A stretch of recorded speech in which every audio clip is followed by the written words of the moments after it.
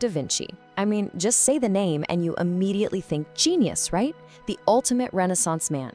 But have you ever stopped to wonder how his mind actually worked? What was his secret sauce? Well, that's what we're going to dig into. Okay, so when you think of Leonardo, what pops into your head? For most of us, it's his big, finished masterpieces. The Mona Lisa, the Last Supper. These are just absolute icons of civilization. They look like the work of someone incredibly focused, a total master at the top of his game. But here's the twist, the thing that most people don't know. For all his incredible fame, Leonardo, well, he had a reputation for not finishing things. Yeah, a master of the incomplete. So how does that work? How can this brilliant mind struggle so much to actually get his projects across the finish line? So to really get Leonardo, we have to wrestle with this whole idea of the unfinished genius. Why? Why did so many of his biggest, most ambitious plans just fizzle out into sketches and half-done projects? Get this, it might actually shock you to learn that today, we only attribute fewer than 24 paintings to him. That's it, for a career that spanned decades. That is an unbelievably small number. So this whole reputation for not finishing things, it wasn't just idle gossip. It's actually a huge clue to understanding the man himself. And we're not talking about small, minor projects here. No way. He left behind some of the most ambitious commissions of the entire Renaissance. I mean, the massive Sforza horse sculpture, the epic Battle of Anghiari fresco, the Adoration of the Magi, all of them, famously, left hanging. This wasn't some accident. It was a pattern. And the reason for that pattern? Well, that's where we find the real Leonardo. So it turns out the answer isn't really about failure or procrastination in the way we think about it. It's about something else entirely. It's about this insatiable, unstoppable curiosity, or as he'd call it, Curiosità. This was the real engine driving his mind, and man, it pulled him in 1,000 different directions all at once. You know, Leonardo once wrote about this really powerful memory he had. He was out hiking and came across this dark, mysterious cave, and he said he felt two things at once: fear, but also this intense desire to see what was inside. He chose desire over fear, went in, and you know what he found? The fossil of a whale. And that one moment, that pretty much sums up his entire mindset, that relentless, almost compulsive need to know.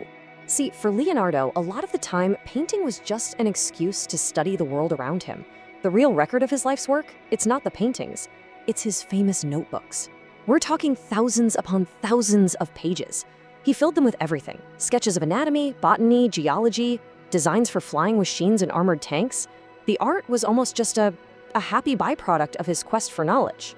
And that really gets to the heart of his unique approach, because for Leonardo, art and science weren't two different things. Not at all. They were the same thing, just two different ways of seeing the world more clearly. So back then, the gold standard for artists was something called mathematical perspective. It was all about these rigid, geometric rules for creating a perfect illusion of space. But here's the thing, Leonardo wasn't interested in a perfect world. He was obsessed with the real world. So he studied optics like crazy to figure out how our eyes actually see things, with all the messiness of light, air, and shadow. And this scientific obsession, it led directly to his biggest artistic breakthroughs. You know his famous sfumato technique? That signature smoky, hazy blurring of the edges you see in the Mona Lisa?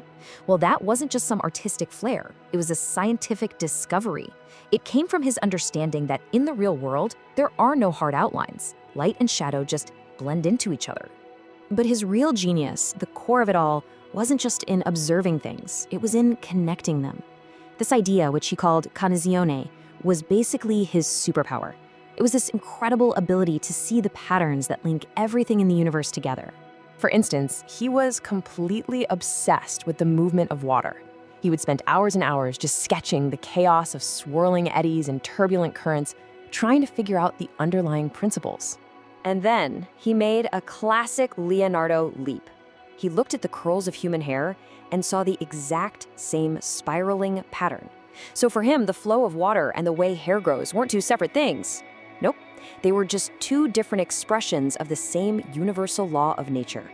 He was connecting the tiny details to the biggest cosmic ideas. And this deep connection he felt to nature, it shaped his entire philosophy. We're talking centuries before it was even a thing. He was a vegetarian and what we would now call an animal rights advocate. He would famously go to the market, buy caged birds, and just set them free. He didn't see humans as the rulers of nature, but as a part of it, and often its most destructive part.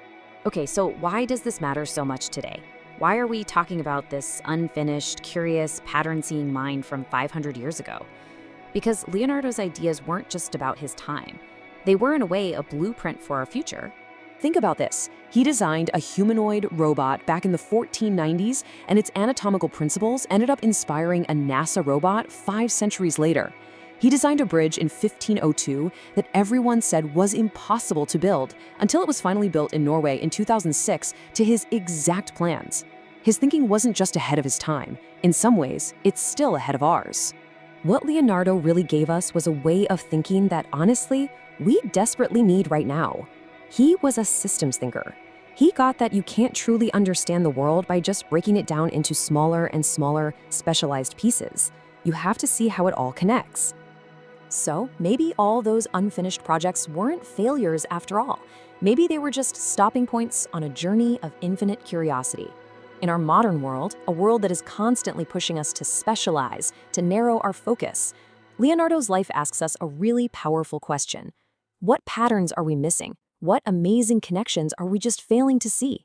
And what could we create if we too learned to embrace the genius of being unfinished? Is words of wisdom. Don't forget to like, share, and subscribe for more inspirational content.